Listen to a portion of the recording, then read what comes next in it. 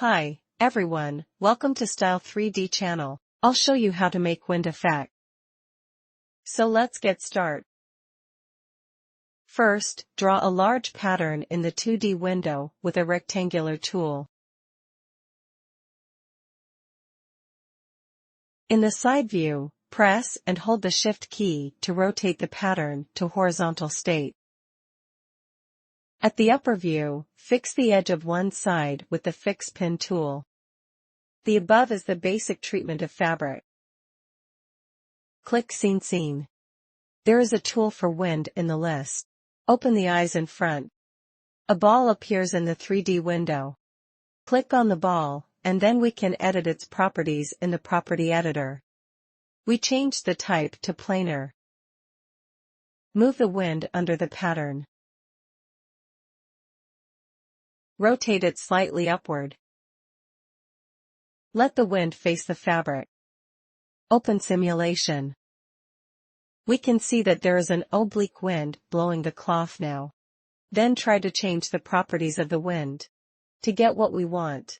First, change the strength to 1500. Frequency refers to the time required for each cycle. Let's try setting 10. Turbulence refers to the irregularity of the wind. The smaller the value, the more regular the wind blows. We set the airflow to 25. Then press the space bar to simulate and see the effect. And we can see now it looks like this now. The cloth moves faster when it is blown by the wind. The smaller the particle distance of cloth, the slower the movement of cloth. So if we want the cloth to move slowly, we can reduce the particle distance. Adjust the particle distance to 5. At the same time, we can also adjust the physical property of fabrics. To get what we want, increase the stretch to about 60. Reduce the blend to about 20. Simulation to see the effect. Now the cloth floats more slowly.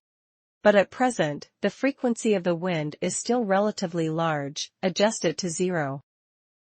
Drag the cloth gently with the mouse to see the effect. Now the fluttering of this cloth is very silky. We can also try to change different values to achieve different effects. Let's take a look at the finished product effect. That's it, guys, and I hope some of the tips will help your modeling work. If you like what we do, please liking, commenting, and sharing this video. Thanks so much for watching, and I will see you in next video. Goodbye.